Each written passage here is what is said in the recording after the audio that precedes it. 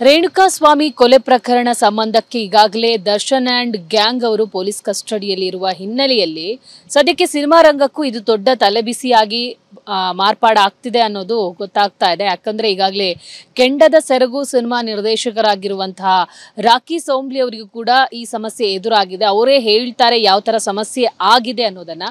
Sir, ಕೆಂಡದ ಸೆರಗು ಅನ್ನುವಂತ ಒಂದು ಸಿನಿಮಾ ಮಾಡ್ತಿದ್ದೀರಾ, ಅದ್ರ ಮಧ್ಯೆ ಇನ್ನೊಂದು ಸಿನಿಮಾಕ್ಕೆ ಮುಂದಾಗಿರುವಂತದ್ದು. ಆದ್ರೆ ಟೈಟಲ್ ವಿಚಾರಕ್ಕೆ ಈಗ ಒಂದು ದೊಡ್ಡ ಸಮಸ್ಯೆ ನಿಮಗೆ ಎದುರಾಗಿದೆ. ಆಕ್ಚುಲಿ ಏನಾಗಿರುವಂತದ್ದು ಅಂತ? ಮೇಡಮ್, ಇದು ನಾನು 2 years ಬ್ಯಾಕ್ ಡಿ ಗ್ಯಾಂಗ್ ಅನ್ನೋ ಒಂದು ಟೈಟಲ್ನ ಹೆಸರಲ್ಲಿ ಒಂದು ಸಾಂಗ್ ಮಾಡಿರ್ತೀನಿ ಕೂಡ. ಈಗ ಆಲ್ರೆಡಿ ನೀವು ಯೂಟ್ಯೂಬಲ್ಲಿ ಹೋಗಿ ಸರ್ಚ್ ಮಾಡಿದ್ರೆ ಇದೆ. ಸೊ ಅದೇ ಟೈಟಲ್ ಇಂದ ನಾವು ಒಂದು ಸ್ಕ್ರಿಪ್ಟ್ ಕೂಡ ರೆಡಿ ಮಾಡ್ತಾ ಇದ್ವಿ. ಸೊ ಅದನ್ನು ರಿಜಿಸ್ಟರ್ ಮಾಡಿಸಿರ್ಲಿಲ್ಲ. ಈ ಒಂದು ವಾರದಿಂದ ಈ ಪ್ರಕರಣ ಏನಿದೆ, ಈ ಪ್ರಕರಣಕ್ಕೆ ಸಂಬಂಧಪಟ್ಟಂಗೆ ಎಲ್ಲ ಮೀಡಿಯಾಗಳಲ್ಲಿ ಆ ಡಿ ಗ್ಯಾಂಗ್ ಅನ್ನೋ ಟೈಟ್ಲು ಬರ್ತಿರುವಾಗ ನಮಗೊಂದು ಅನುಮಾನ ಶುರು ಆಗುತ್ತೆ. ಸುಮ್ಮನೆ ಯಾರಾದರೂ ಮಾಡಿಬಿಟ್ರೆ ಸುಮ್ಮನೆ ಕಿರಿಕಾಗುತ್ತೆ. ನಾವು ಇದ್ರ ಮೇಲೆ ವರ್ಕ್ ಮಾಡ್ತಾ ಇದ್ವಿ. ಸೊ ಇದನ್ನು ರಿಜಿಸ್ಟರ್ ಮಾಡಿಸೋಣ ಅಂತ ನಾನು ನಿನ್ನೆ ಚೇಂಬರ್ಗೆ ಹೋಗಿದ್ದೆ. ಟೈಟಲ್ ಕೊಟ್ಟಾಗ ಅದಕ್ಕೆ ಈಗ ಪ್ರಕರಣ ಈ ಹಂತದಲ್ಲಿ ಇರೋದ್ರಿಂದ ಈ ಟೈಟಲ್ ಕಾಂಟ್ರವರ್ಸಿ ಆಗುತ್ತೆ, ಸೊ ಇದಕ್ಕೆ ಸಂಬಂಧಪಟ್ಟಂಗೆ ಬೇಡ ಅಂತ ಹೇಳ್ತಾರೆ. ಅಂದರೆ ತಗೊಳ್ಳಲ್ಲ, ಟೈಟಲ್ನ ರಿಜಿಸ್ಟ್ರೇಷನ್ ಮಾಡ್ಕೊಳ್ಳಲ್ಲ ಅಂತ ಹೇಳ್ತಾರೆ. ಸೊ ಓಕೆ ಅಂತೇಳಿ ಅದಾದಮೇಲೆ ನಾನು ಅದು ಏನು ಟೈಟಲ್ ಕೊಡೋಕೆ ಹೋಗಿದ್ದೆ ಅದನ್ನು ಚೇಂಬರ್ ಕಡೆಯಿಂದ ಒಂದು ಲೆಟ್ರ್ ಸಿಕ್ಕಿರುತ್ತೆ ನನಗೆ. ಅದನ್ನು ನಾನು ನನ್ನ ಸೋಷಿಯಲ್ ಮೀಡಿಯಾಗೆ ಹಾಕ್ಕೊಂಡು, ಇವತ್ತು ನೀವು ಕೊಡಲ್ಲ ಅಂತ ಹೇಳಿದ್ದೀರಾ, ನಾಳೆ ದಿನ ದೊಡ್ಡ ನಿರ್ಮಾಪಕರು ಮತ್ತು ದೊಡ್ಡ ನಿರ್ದೇಶಕರು ಬಂದು ಈ ಟೈಟಲ್ನ ಕೇಳಿದಾಗೂ ಕೂಡ ಕೊಡಬಾರ್ದು, ಕಾಂಟ್ರವರ್ಸಿ ಇರೋದ್ರಿಂದ. ಸೊ ಕೊಡೋದಾದ್ರೆ ನನಗೆ ಕೊಡಬೇಕು ಅಂತ ಹೇಳ್ಬಿಟ್ಟು ಬರ್ತೀನಿ. ಇವತ್ತು ನಾನು ಮತ್ತೆ ಚೇಂಬರ್ ಬಾಮಾ ಗಿರೀಶ್ ಸರ್ ಜೊತೆ ಮಾತಾಡಿದ್ದೀನಿ. ಮಂಡೇ ಬರೋಕೆ ಹೇಳಿದ್ದಾರೆ. ಇವತ್ತು ಮತ್ತು ನಾಳೆ ನಾನು ನಿರ್ಮಾಪಕರ ಜೊತೆಗೆ ಸ್ವಲ್ಪ ಮಾತುಕತೆ ಇದೆ. ಅದಾದ ನಂತರ ನಿರ್ಮಾಪಕರ ಜೊತೆಗೆ ಮಂಡೇ ಚೇಂಬರ್ಗೆ ಹೋಗೋವಂಥ ಪ್ರಯತ್ನ ಮಾಡ್ತಾಯಿದ್ದೀನಿ. ಸರ್, ಈಗ ನಿಮ್ಮ ಡಿ ಗ್ಯಾಂಗ್ ಅನ್ನುವಂಥ ಪ್ರಾಜೆಕ್ಟ್ ಎಲ್ಲಿ ತನಕ ಬಂದಿದೆ? ಅಂದ್ರೆ ಕಂಪ್ಲೀಟ್ ಸಿನಿಮಾ ಮುಗ್ದಿದ್ಯಾ, ಶೂಟಿಂಗ್ ಹಂತದಲ್ಲಿ ಇದೆಯಾ, ಅಥವಾ ಶೂಟಿಂಗ್ ಇನ್ನು ಆಗ್ಬೇಕಷ್ಟ ಏನು ಅಂತ? ಇಲ್ಲ ಮೇಡಮ್, ನಂದು ಈಗ ಮೊದಲನೇ ಸಿನಿಮಾನು ಕೂಡ ಕಾದಂಬರಿ ಆಧಾರಿತ ಇರೋದ್ರಿಂದ ಈಗ ಅದು ಬಿಟ್ಟು ನಾನು 2 ಸ್ಕ್ರಿಪ್ಟ್ನ ಆಲ್ರೆಡಿ ರೆಡಿ ಮಾಡಿದ್ದೀನಿ. ಒಂದು ಸ್ಕ್ರಿಪ್ಟ್ಗೆ ಡಿ ಗ್ಯಾಂಗ್ ಅನ್ನುವಂಥ ಒಂದು ಏನು ಶೀರ್ಷಿಕೆ ಇದೆ ಅದು ಸರಿಯಾಗಿ ಹೋಲಿಕೆ ಆಗಿರೋದ್ರಿಂದ ಅದನ್ನು ನಾವು ತುಂಬ ವರ್ಕ್ ಮಾಡ್ತೇವೆ. 2 years ಬ್ಯಾಕು ನಾವು ಇದಕ್ಕೆ ಸಾಂಗ್ ಮಾಡಿರೋ ಉದ್ದೇಶನೇ ಅದೇ. ಆ ಡಿ ಗ್ಯಾಂಗು ಈಗ ಬರ್ತಿರೋ ಪ್ರಕರಣದಿಂದ ಅದು ಕೇಳ್ಪಡ್ತಾ ಇದೀವಿ. ಅದನ್ನು ನೋಡಿ ತುಂಬ ಈಗ ಕ್ಯಾಚಿ ಇದೆ ಅನ್ನೋ ಕಾರಣಕ್ಕೆ ನಾವು ಆ ಟೈಟಲ್ನ ಏನು ತಗೊಂಡಿಲ್ಲ. 2 years ಬ್ಯಾಕಿಂದನೂ ಆ ಟೈಟಲ್ ಮೇಲೆ ಕೆಲಸ ಮಾಡ್ತಾ ಇದೀವಿ ಮೇಡಮ್ ನಾವು. ಅಂದ್ರೆ ಶೂಟಿಂಗ್ ಏನಾದರೂ ಶುರುವಾಗಿದೆಯಾ? ಇಲ್ಲ ಮೇಡಮ್, ಸ್ಕ್ರಿಪ್ಟ್ ಹಂತದಲ್ಲಿದೆ, ಸ್ಕ್ರಿಪ್ಟ್ ಕೊನೆ ಹಂತದಲ್ಲಿದೆ. ಹಾಗಾಗಿ ಈಗ ಒಂದು ವಾರದ ಟಿವಿ ನೋಡ್ತಾ ಇರೋದ್ರಿಂದ ಡಿ ಗ್ಯಾಂಗ್ ತುಂಬ ಬರೋದ್ರಿಂದ ಅದನ್ನು ನಾವು ಟೈಟಲ್ ರಿಜಿಸ್ಟ್ರೇಷನ್ ಮಾಡಿಸ್ಬಿಡೋಣ ಅನ್ನೋ ಕಾರಣಕ್ಕೆ ನಾವು ನಿನ್ನೆ ಚೇಂಬರ್ಗೆ ಹೋಗಿತ್ತು. ಈ ಡಿ ಗ್ಯಾಂಗ್ ಅಂದ್ರೆ ದರ್ಶನ್ ಅಂಡ್ ಗ್ಯಾಂಗ್ ಅಂತ.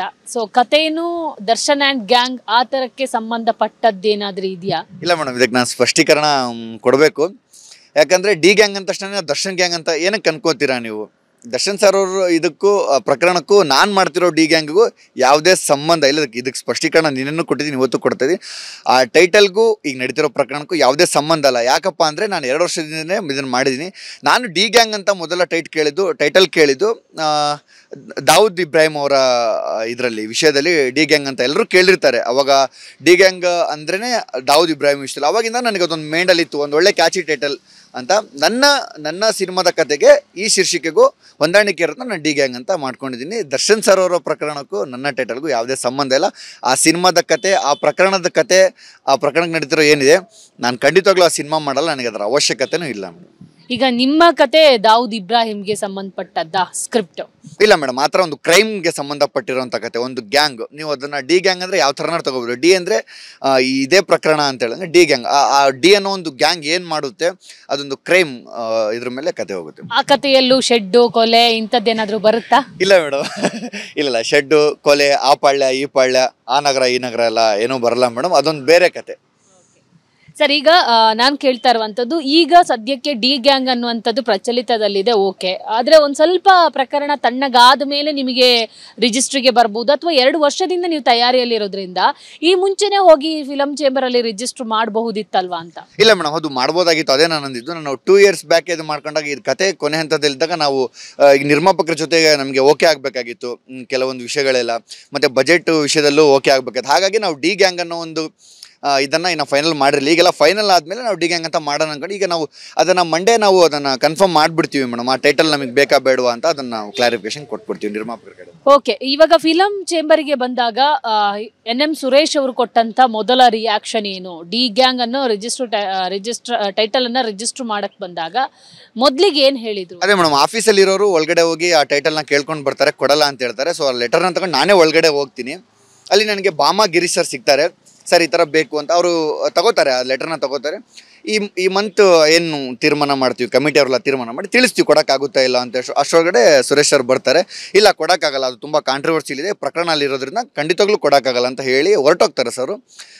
ಸೊ ಅಲ್ಲಿಗೆ ನಾನು ವಾಪಸ್ ಬಂದ್ಬಿಡ್ತೀನಿ ಮೇಡಮ್, ಅಷ್ಟಾಗಿದೆ. ಸೊ ಇವತ್ತಿನ ಒಂದು ವಿದ್ಯಮಾನ ಗಮನಿಸಿದಾಗ ನಿಮ್ಮ ಟೈಟಲಿಗೂ ಇದು ಸಮಸ್ಯೆ ಆಗ್ತಾ ಇದೆ, ಇಂಡಸ್ಟ್ರಿಗೂ ಸಮಸ್ಯೆ ಆಗ್ತಾ ಇದೆ.